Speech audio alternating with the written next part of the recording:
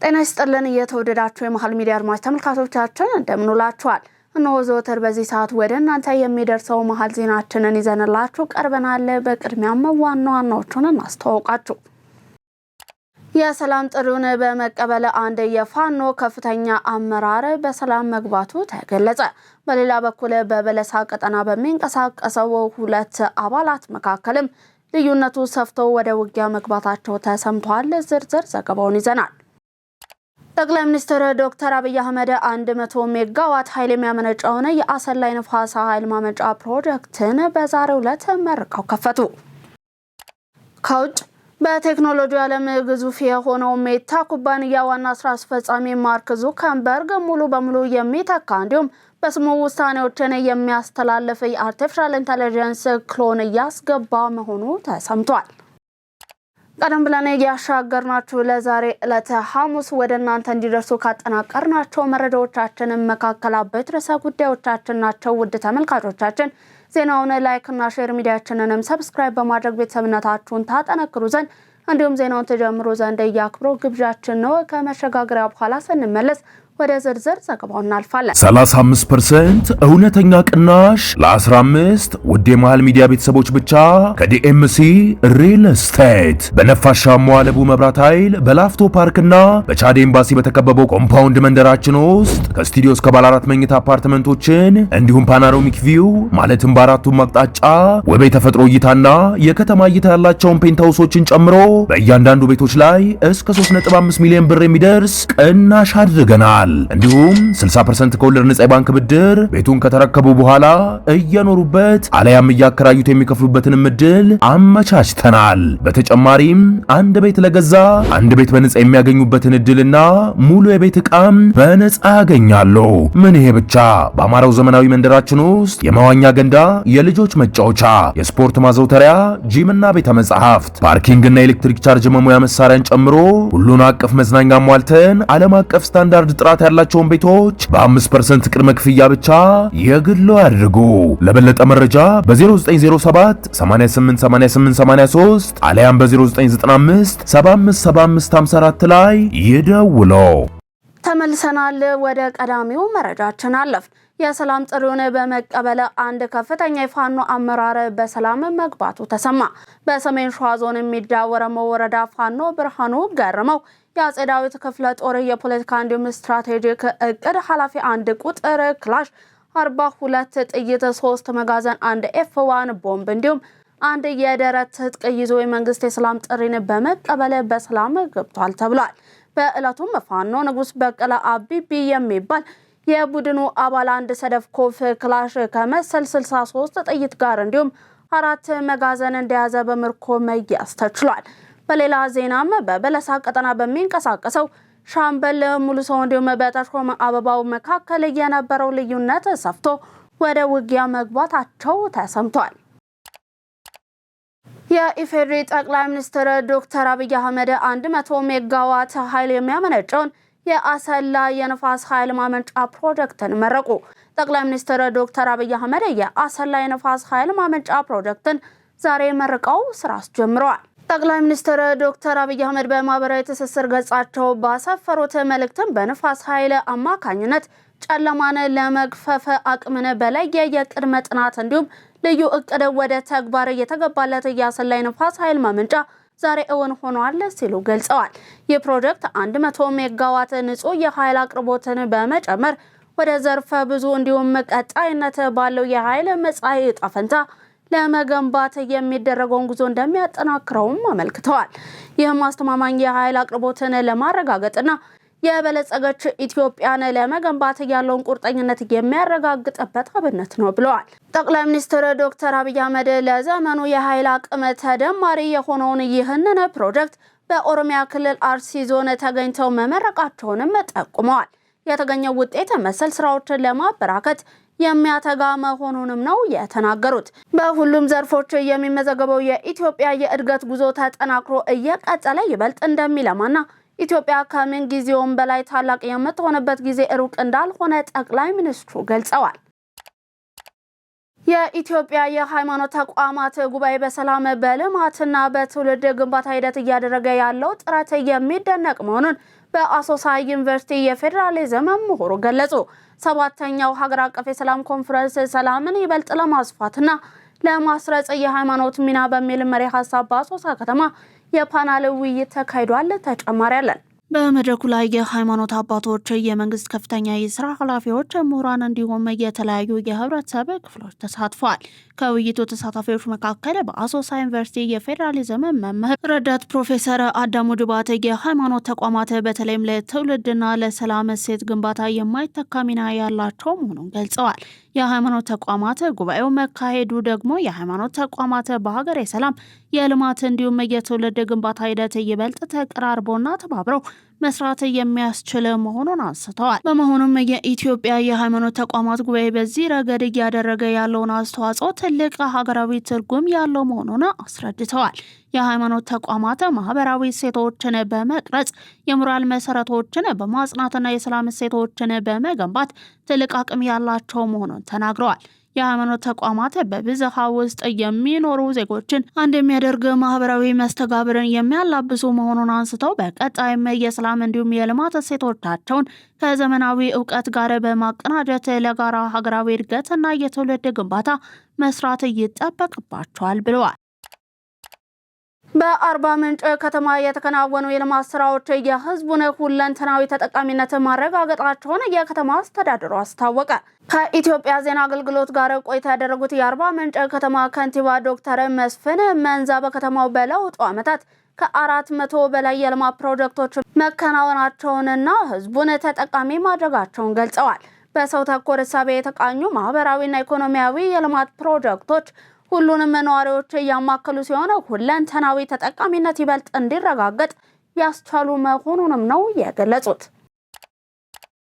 የግብርናውን ዘርፍ በማዘመን ምርታማነትን ለማሳደግ በተከናወኑ ተግባራት የምግብ ሉዓላዊነትን ማረጋገጥ የሚያስችል ውጤት መገኘቱን የግብርና ሚኒስትር ዴኤታ ዶክተር ፍቅሩ ረጋሳ ገለጹ።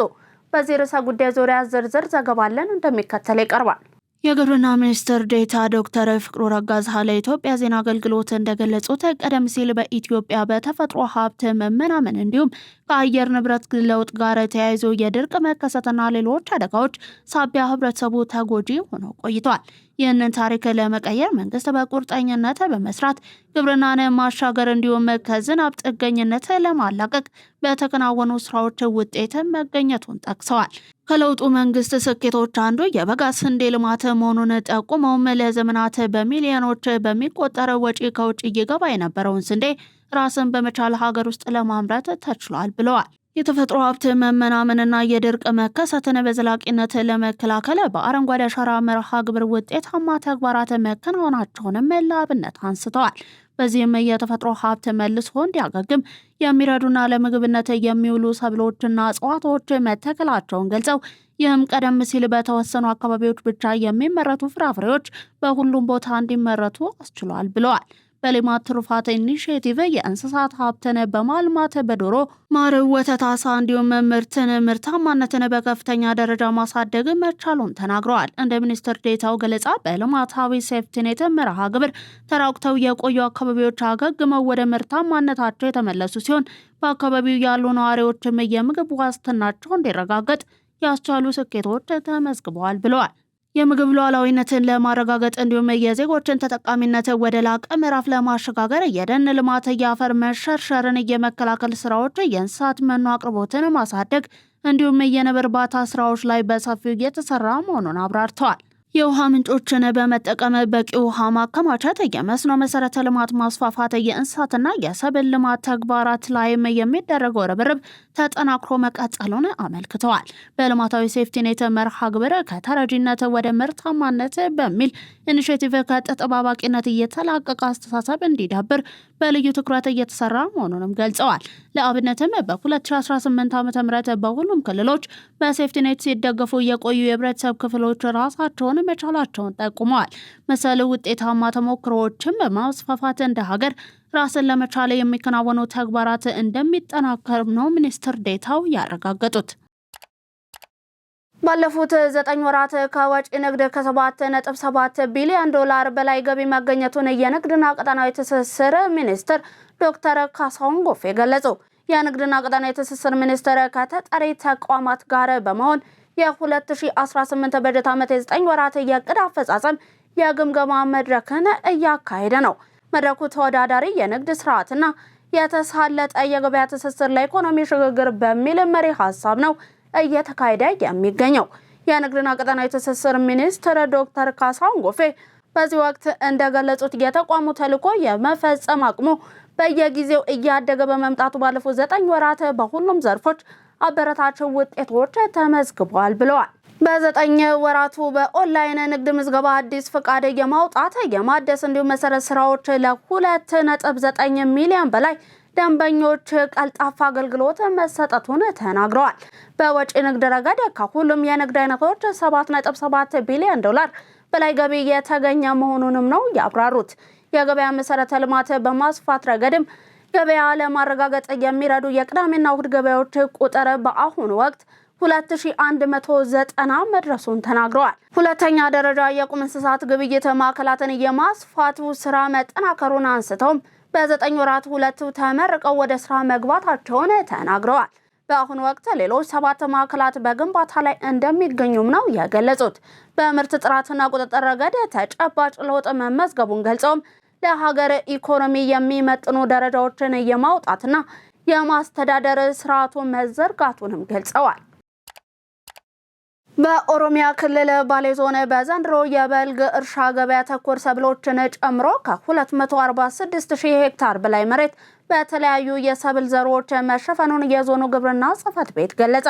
የጽሕፈት ቤቱ ምክትል ኃላፊ አቶ ሙአዊያ ፉአድ ለኢትዮጵያ ዜና አገልግሎት እንደገለጹትም በክልሉ የበልግ እርሻ በስፋት ከሚተገበርባቸው አካባቢዎች መካከል የባሌ ዞን በቀዳሚነት ይጠቀሳል። በዞኑ የዘንድሮን የበልግ እርሻ ለማሳካት በተደረገው ከፍተኛ ርብርብም ከ246,000 ሄክታር በላይ መሬት በዘር መሸፈን መቻሉን ተናግረዋል።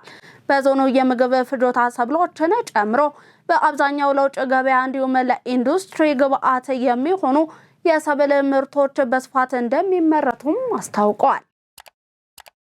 በኢትዮጵያ ገጠራማ አካባቢዎች የጤና አገልግሎት የሚያቀላጥፍ የሰው ሰራሽ አስተውሎት ቴክኖሎጂ ይፋ ሆነ።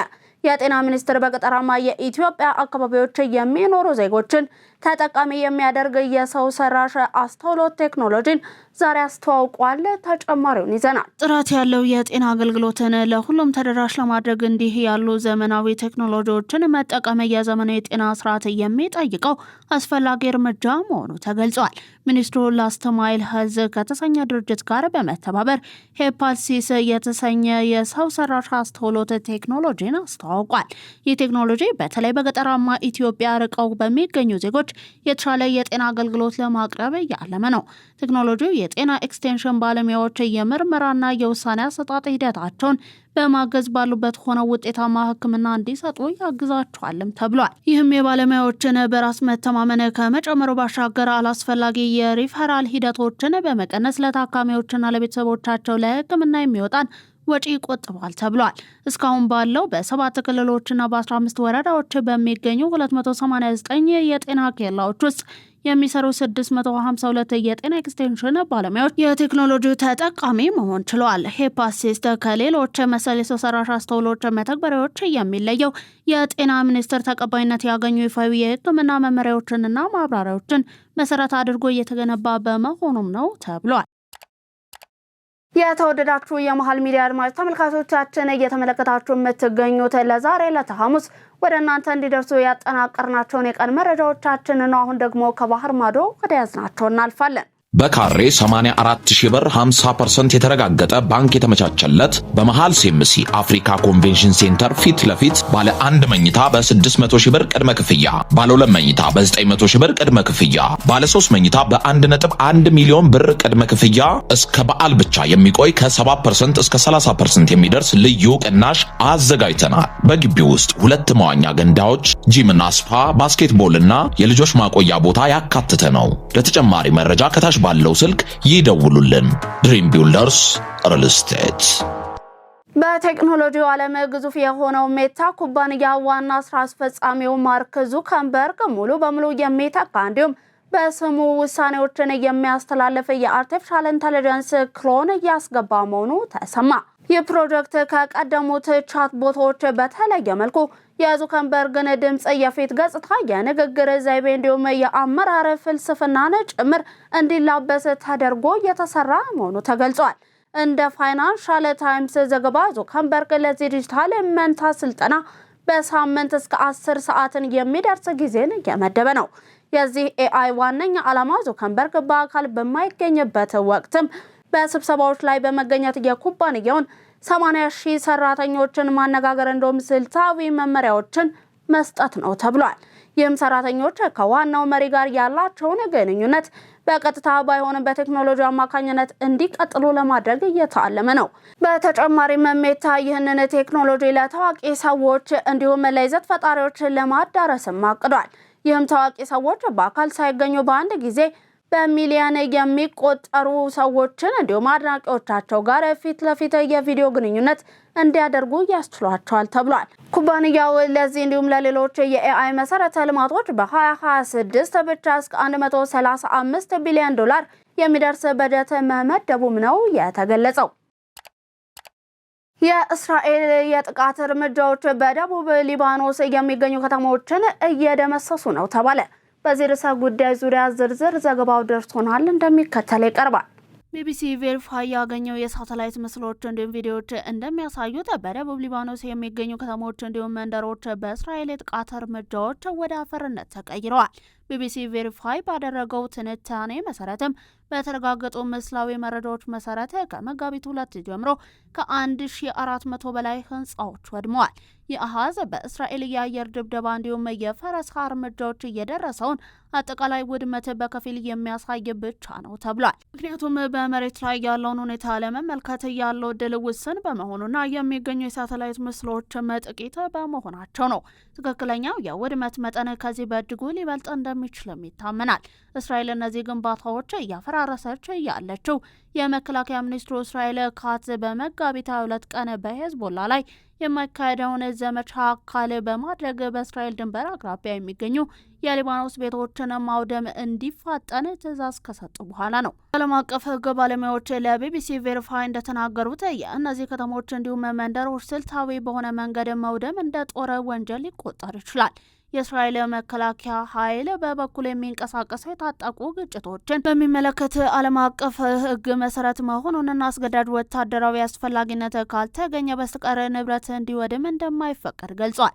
የተባበሩት መንግስታት የሰብአዊ ጉዳዮች ማስተባበሪያ ቢሮ ከደቡብ ሊባኖስ የተፈናቀሉ 820,000 ሰዎችን ጨምሮ በመላው ሊባኖስ ከ1.2 ሚሊዮን በላይ ሰዎች ተፈናቅለዋል ተብሎ ይገመታል። የተወደዳችሁ የመሃል ሚዲያ አድማጭ ተመልካቾቻችን ለዛሬ ሐሙስ ወደ እናንተ እንዲደርሱ ያጠናቀርናቸውን የቀን መረጃዎቻችንን አበቃን። አብራችሁን ስትመለከቱን ስለቆያችሁ እጅግ እናመሰግናለን። ዜናውን ላይክ እና ሼር፣ ሚዲያችንንም ሰብስክራይብ በማድረግ ቤተሰብነታችሁን ታጠነክሩ ዘንድ የአክብሮት ግብዣችን ነው። ዜናዎቻችንን እንዲሁም ሌሎች ተጨማሪ ይዘቶቻችንን ከዩቲዩብ ባለፈ በቲክቶክ፣ በፌስቡክ እንዲሁም በቴሌግራም ገጾቻችን መመልከት ትችላላችሁ። በኔ ቦታ በቃው። ሰናይ ቀን ተመኘን።